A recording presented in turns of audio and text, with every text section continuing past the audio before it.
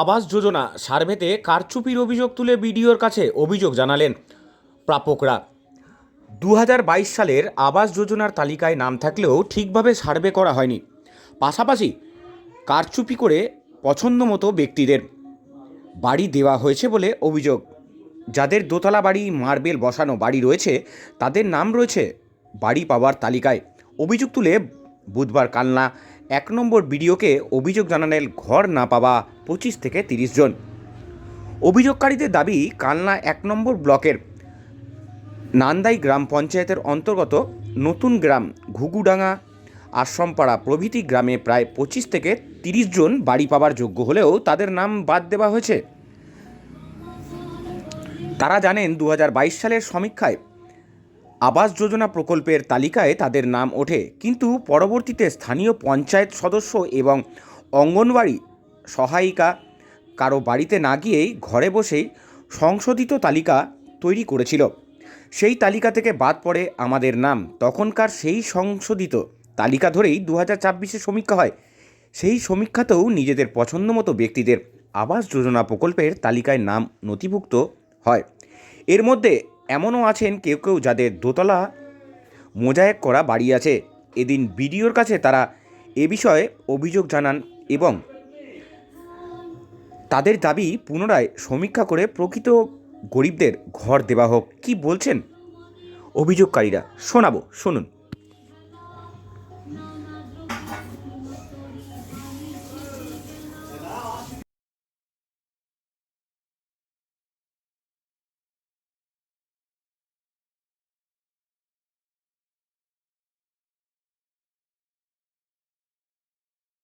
কিসের জন্য এসেছেন?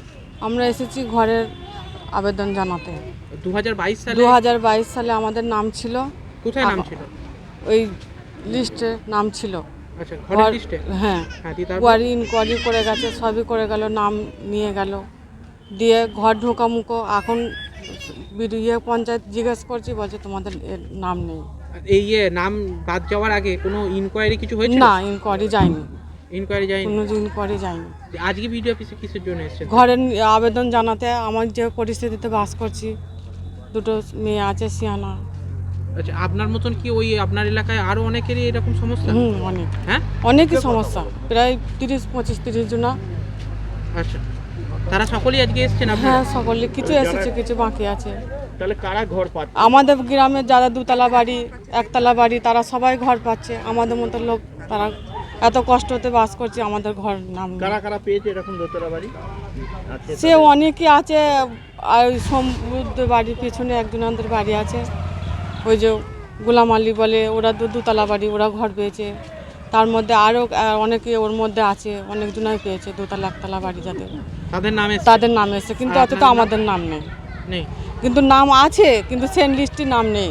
আমাদের বলছে তোমাদের নাম নেই, এই লিস্টে তালিকায় নাম হবে না। কি নাম আপনার? আমার নাম সেবিনা বিবি। আমার আমরা ঘরের জন্য আবেদন জানাইতে 2022 সালে ঘর লিখে নিয়ে গেল, ফটো করে নিয়ে গেল প্রতিবন্ধী স্বামী। আমরা ঘরে বাস করতে পারছি না। ঘরের মধ্যে মানে কাদার মতন, জলের মতন উঠছে। বস্তা বিছিয়ে, মাজুর বিছিয়ে, কত কি বিছিয়ে শুয়ে রাখি আমি। আর আমার স্বামী কাজ করতে পারে না। আমার 3টি মেয়ে, আমার ছেলেপিলে নেই। আমি স্কুলে কাজ করি, ততক্ষণে আমার কেউ দেখার নেই লোক। তো সেই ঘর আমার আবেদন করেও, আমি এত আবেদন করেও আমাকে জানিয়েও আমাকে ঘর দিল না। যাদের দুতলা বাড়ি, যাদের একতলা বাড়ি, যাদের পাকা ঘর, তারা বেঁচে বেঁচে ঘরগুলো দিল। আচ্ছা, কারা যারা দিয়েছে কারা? সদস্য গ্রামের পঞ্চায়েতে। তারা? হ্যাঁ। আপনার কি এর আগে নাম ছিল লিস্টে? হ্যাঁ স্যার, ছিল। কত সালে সেটা? 2022 সালে। আচ্ছা, বাতিল করলো, এটা কি কোনো মানে তদন্ত করে বাতিল করলো না? স্যার, আমাদের বাড়ি কোনো তদন্ত যায়নি। তাহলে বাতিল হয়ে গেল কিভাবে? আগে গিয়েছিল, যখন তদন্ত করেছিল তখন মানে বাপন ও পুলিশ উনি ফটো করে নিয়ে এসেছিল, দিয়ে আবার বাদ দিয়ে দিয়েছে। এখন কি করে এখন লিস্ট থেকে বাদ দিয়েছে এটা আমরা বলতে পারছি না। আবেদন জানাতে এসেছি যে কেন আমরা ঘর পাবো না। দুতলা বাড়ি যাদের, তারা ঘর পাবে। তারপরে যাদের একতলা বাড়ি, তারা ঘর পাবে। আমরা প্রতিবন্ধী, আমাদের ঘরে বাস করতে পারছি না।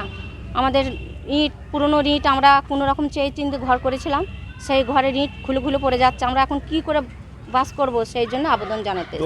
নতুন গ্রামে অনেকই আছে। এবার আপনাদের এই এলাকায় কতজন এরকম সমস্যার মধ্যে পড়েছে? তাও 25-30 জন হবে হয়তো।